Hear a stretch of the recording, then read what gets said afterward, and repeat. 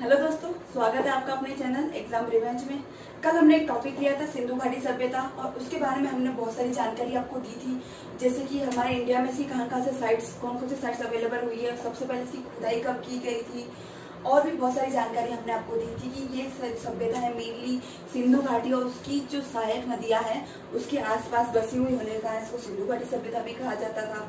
फिर इसको और भी इसकी सहायक नदियों के पास होने के कारण, जिसके रावी नदी, सतलुज नदी, व्यास नदी होने इसके आसपास होने के कारण फिर इसको सिंधु घाटी सभ्यता से इसको सिंधु सभ्यता किया गया।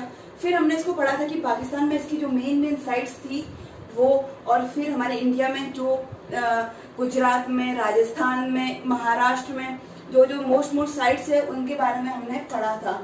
और अब हम उस एक एक साइट्स को बहुत, जो हमारी एग्जाम की दृष्टि से बहुत ज्यादा इम्पोर्टेंट है और जिसके क्वेश्चन हमको हमारे एग्जाम में पूछे जाते हैं, तो उस दृष्टि से हमारे लिए कौन सी साइट ज्यादा इम्पोर्टेंट है उसको हम एक एक करके अच्छे से उसको डिटेल में पढ़ेंगे कि कहाँ से हमको क्या साक्ष्य मिले, कहाँ से कृषि के और भी बहुत सारे साक्ष्य मिले जो हमको कहाँ कौन सी साइट से मिले, जिसके बारे में हम अध्ययन करेंगे। तो चलिए देखते हैं।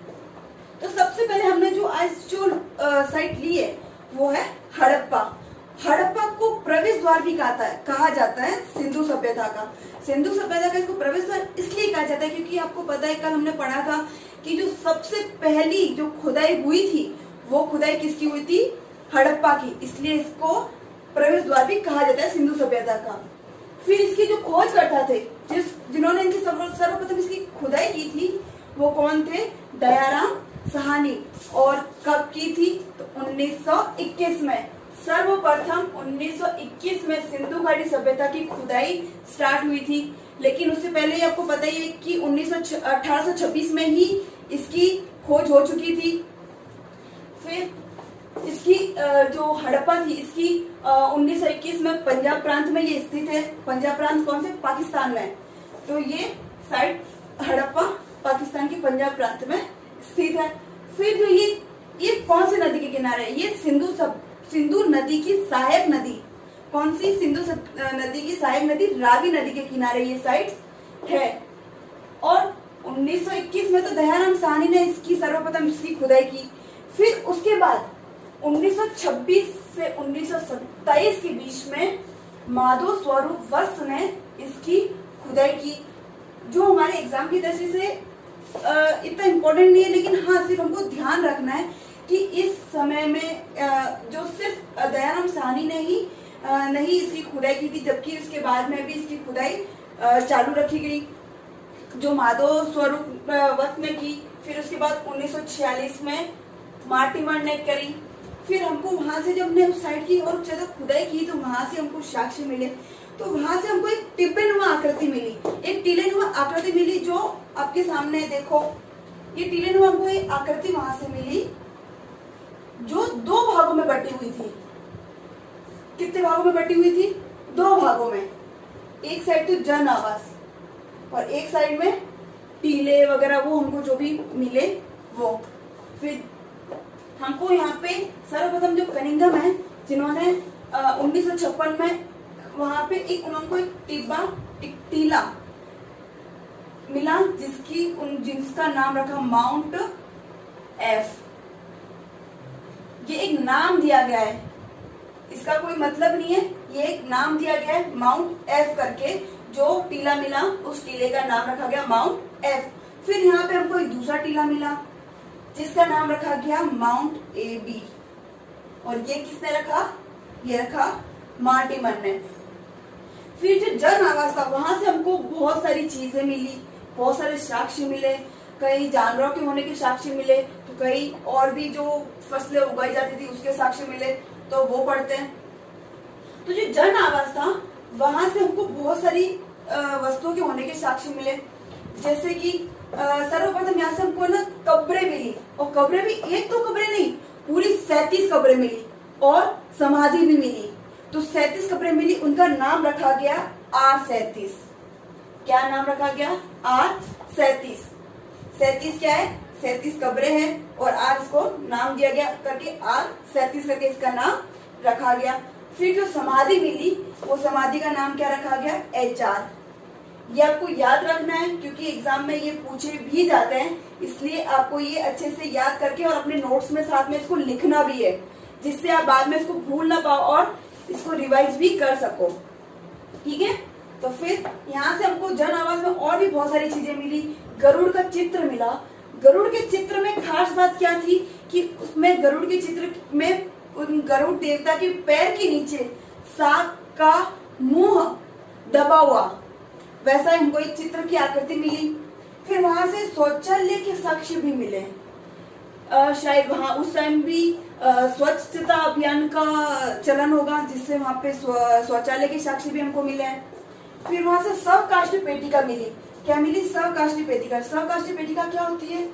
जिसमें शवों को सुरक्षित रखने के लिए रखा जाता है। जैसे कि आपको पता होगा, जब हमारे सैनिक भाइयों की जो मृत्यु होती है, जब उनके शव को लाया जाता है, जिस गांव के वो है या जिस शहर के उस शहर तक जब पहुंचाया जाता है, तो उनको एक पेटिका में लाया जाता है। तो उनको क्या कहते हैं? शवकाष्ठ पेटिका। जो कौन सी लकड़ी से बनी हुई थी? तो वो देवदार वृक्ष की लकड़ियों से बनी हुई थी। फिर 16 ताम्र भट्टियां मिली, तांबे के स्केल मिली और वहां पे गदा होने के भी साक्ष्य हमको वहां से प्राप्त होते हैं। फिर हमको वहां से एक सिंह के गैंडे के होने के साक्ष्य भी मिले। फिर वहां से बैल के साक्ष्य भी मिले, लेकिन हमको वहां से अभी तक गाय के साक्ष्य नहीं मिले। लेकिन ऐसा तो नहीं हो सकता कि बैल के साक्ष्य लेकिन गाय नहीं होगी उस समय, क्योंकि गाय होगी तभी तो बैल आ सकती है, अदरवाइज बैल कोई अपने आप से तो आसमान से टपक नहीं सकता। इसलिए फिर गाय के साक्ष्य अब तक हमको मिले नहीं है। इसलिए एग्जाम में पूछा जाए तो आपको लिखना नहीं, क्योंकि हमको एग्जाम में वही लिखना है जो हमको वहां से साक्ष्य मिले गए हैं। तो हमको वहां से बैल के साक्ष्य तो मिले, लेकिन गाय के साक्ष्य अभी तक तो नहीं मिले। फिर वहां से स्वस्तिक, आपको पता है स्वस्तिक, ये भी इसके हमको साक्ष्य मिले हैं। फिर पीपल के वृक्ष के साक्ष्य भी मिले हैं। वहां से हमको शंख भी प्राप्त हुआ है। फिर वहां से हमको श्रमिक आवाज भी प्राप्त हुआ है। और भी हमको है ना वहां से स्त्री के पेट से वृक्ष निकलता हुआ एक मूर्ति प्राप्त हुई है, जो उसे कहा जाता है कि कोई उर्वरता की देवी होगी ये, जो उसके पेट से वृक्ष निकल रहा है। जो आपने मूर्ति देखी होगी, और अगर नहीं देखी हो तो आप उन्हें गूगल करके आप उसमें देख सकते हो कि एक स्त्री की मूर्ति है और उस स्त्री की मूर्ति के पेट से एक वृक्ष निकल रहा है, जिसको नाम दिया है उर्वरता की देवी। फिर यहाँ से बहुत सारे फसल के अवशेष भी मिले हैं। लेकिन इससे पहले हमको यहाँ से और भी बहुत सारी चीजें मिली है। जैसे कि हमको यहाँ से मिली है, जैसे कि आप ये देख रहे हो, जो ये टीला है, जो F19, जो इसके जस्ट ऊपर से हमको यहाँ पे चबूतरे मिले हैं और उन चबूतरों के ऊपर ओखलियां बनी हुई है। क्या बनी हुई है? ओखलियां। और वो जो चबूतरे, वो चबूतरे एक दो चबूतरे नहीं है, वो पूरे 18 चबूतरे, हमको वहां से 18 चबूतरे होने के साक्ष्य मिले हैं। और उन चबूतरों के ऊपर ओखलियां बनी हुई है। ओखली आपको पता ही, जो धान कूटने में काम आती है, वो बनी हुई है। तो शायद माना जाता है कि वहां पे जो, और जस्ट उसके ऊपर भी कमरे बने हुए हैं, जो 6 कमरे बने हुए हैं, 6 नीचे और 6 जस्ट उसकी ऊपर की ओर कमरे बने हुए हैं। और वो जो कमरे हैं, वो जो यहाँ से ऊपर से रावी नदी निकलती है, इस रावी नदी की साइड इनके मुंह खुले हुए हैं, इनके जो दरवाजे हैं वो रावी नदी की साइड खुले हुए हैं। तो माना जाता है कि जो वो कमरे हैं वो अनागार है, क्योंकि वहां से हमको अन्न होने के साक्ष्य मिले, गेहूं के साक्ष्य मिले, वहां से हमको जौ के साक्ष्य मिले हैं, चावल के साक्ष्य मिले हैं, इसलिए उनको अनागार कहा जाता है। और वो जो अनागार है, जो वहां से हमको पूरे 12 कमरे मिले हैं। और वो जो कमरे हैं वो रावी नदी की तरफ से खुलते हैं। फिर माना जाता है कि वहां से जो रोजगार किया जाता था, तो वो जो अनाज था वो पानी के मार्ग से, जो रावी नदी है उस मार्ग से उनको व्यापार के लिए भेजा जाता होगा। तो हमने अब ये हड़प्पा साइड पूरी पढ़ ली। अब इसके बाद हम पढ़ रहे हैं मोहनजोदारो। मोहनजोदारो की आपने एक मूवी देखी होगी शायद, और नहीं भी देखी है तो कोई बात नहीं, आपने अगर देखी है तो उससे लिंक करते हुए थोड़ा बहुत आप इसमें अपने इस मोहनजोदड़ो टॉपिक को अपने अंदर इंटरेस्ट क्रिएट कर सकते हो, अपनी रुचि बढ़ा सकते हो। फिर उसमें जो ज्वेलरी यूज की है, जो मनके वाली ज्वेलरी जो यहाँ से हमको मिले हैं, उससे आप थोड़ा सा रिलेट कर सकते हो। तो चलो फिर देखते हैं मोहनजोदड़ो। इसकी खोज कब की गई? 1922 में। 1921 में हड़प्पा की खोज की गई और 1922 में मोहनजोदड़ो की खोज की गई। और इसकी खोज किसने की थी? इसकी खोज की थी राखालदास जी बनर्जी ने इसकी खोज की। और कब की इसकी खोज? इसकी खोज की 1922 से 1927 के बीच में। अब इस सभ्यता के बारे में कहा जाता है कि ये सभ्यता 7 बार बनकर और 7 बार उजड़ चुकी है। मतलब 7 बार उस जगह पर ही सभ्यता बनकर और उजड़ चुकी है। और ये जो साक्ष्य हमको कैसे मिलते हैं? तो जब उसकी खुदाई हुई तो उसमें हमको एक के बाद एक करके 7 परतें हमको मिली, और जिससे बताया जाता है कि ये जो सभ्यता थी ये 7 बार उजड़ चुकी है और 7 बार ही वापस उसके ऊपर बन चुकी है। फिर यहाँ से हमको बहुत सारे साक्ष्य मिले, और लेकिन जो हमारे एग्जाम की दृष्टि से इम्पोर्टेंट है उनको हम देखते हैं। तो सबसे पहले यहाँ पे जो मिला वो स्नानागार। स्नानागार आप देख रहे हो, यहाँ पे मैंने एक ड्रॉ किया है। जो ये स्नानागार है इसकी जो ऊंचाई है, ऊंचाई 54.86 मीटर, और इसकी जो चौड़ाई है वो चौड़ाई 33 मीटर। अब आप देख रहे हो कि जो स्नानागार था, बताया जाता है कि ये एक सार्वजनिक स्नानागार था। क्यों? क्योंकि ये साइज में इतना बड़ा स्नानागार कोई सिंगल पर्सन के तो हो नहीं सकता, और जो ये मिला इसी भवन के अंतर्गत ही मिला है। तो माना जाता है कि ये कोई सार्वजनिक स्नानागार होगा, और ये किसी पर्टिकुलर किसी फंक्शन के लिए या किसी प्रोग्राम के लिए ही इसको प्रयोग में लाया जाता होगा। क्योंकि आप देख रहे हो कि इसके अंदर जो नीचे यहाँ से उतरने के लिए सीढ़ियां बनी हुई हैं, ये देखो आप, यहाँ नीचे की ओर भी सीढ़ियां बनी हुई है, और यहाँ पे कुआं बना हुआ है, एक कुआं बना हुआ है जो यहाँ से पानी निकाल कर इसको भरा जाता होगा और फिर इसका यूज करते हैं। फिर यहाँ पे एक नाली बनी हुई है, यहाँ पे एक नाली बनी हुई है, इस नाली से पानी वापस निकल कर बाहर की बड़ी नालियों में मिल जाता था। और जो यहाँ की जो नालियां थी वो एकदम पकी ईंट से बनी हुई और एकदम बहुत ज्यादा गहरी, जिससे पानी आसानी से जा सके और जो कचरा हो वो कचरा वहीं पे गड्ढे में रह जाए। और जो नालियां थी वो पक्की ईंटों से बनी हुई थी। और आप देख रहे हो कि जो इसका जो अंदर जो कुआं था वो कुआं की साइज क्या थी? तो 39 इंटू 33 इंटू 8 इसकी कुएं की साइज थी। और ये कुआं जो था ये क्या था? एक सार्वजनिक स्नानागार के बीच में बना हुआ, जिसमें स्नान के लिए या नहाने के लिए या फिर किसी पानी की सुविधा को पूर्ति करने के लिए वहां से पानी निकालकर उसको प्रयोग में लाया जाता होगा। फिर देखते हैं कि यहाँ पे जो ऊपर की साइड है यहाँ पे एक पुरोहित भवन मिला है। अब जैसे कि ये जो स्नानागार है कहते हैं कि किसी बड़े प्रोग्राम के लिए वगैरह प्रयोग में लाया जाता होगा, तो फिर जो प्रोग्राम वगैरह होगा, हवन वगैरह होते होंगे, तो उसके लिए पुरोहित को भी बुलाया जाता होगा। तो पुरोहित को जब बुलाया जाता होगा, पंडित को बुलाया जाता होगा, उनके लिए रहने के लिए भी व्यवस्था की जाती होगी। तो फिर यहाँ पे एक पुरोहित भवन मिला है जहाँ पे एक कमरा है और यहाँ पे बीच में एक प्रांगण है और 3 इसमें हॉल है। 3 हॉल है, लेकिन कमरा कितना है? कमरा एक ही है। और इसकी जो साइज है ये भी काफी है, ये 70.1 इंटू 23.77 इसकी मीटर में इसकी साइज थी। ठीक है, फिर आप यहाँ नीचे की ओर देख रहे हो, यहाँ से हमको एक अनानागार भी मिला। अनानागार मतलब हमने हड़प्पा सभ्यता में पढ़ा था, वहां से हमको अनानागार के 12 कमरे मिले थे। वैसे ही यहाँ पे हमको एक अनानागार मिला जो विशाल था, जो बहुत साइज में बहुत बड़ा था। लेकिन इसकी एक खासियत थी कि जो ये अनानागार है, ये अनानागार किसके ऊपर बना? ये एक चबूतरे के ऊपर बना हुआ है। किसके ऊपर बना हुआ है? एक चबूतरे के ऊपर।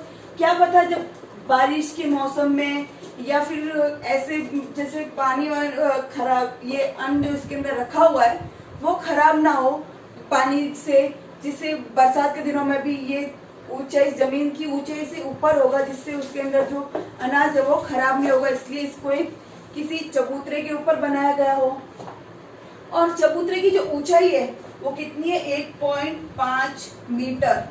1.5 मीटर के चबूतरे के ऊपर अननागार बनाया गया है। ठीक है, तो आपको ये याद रखना है।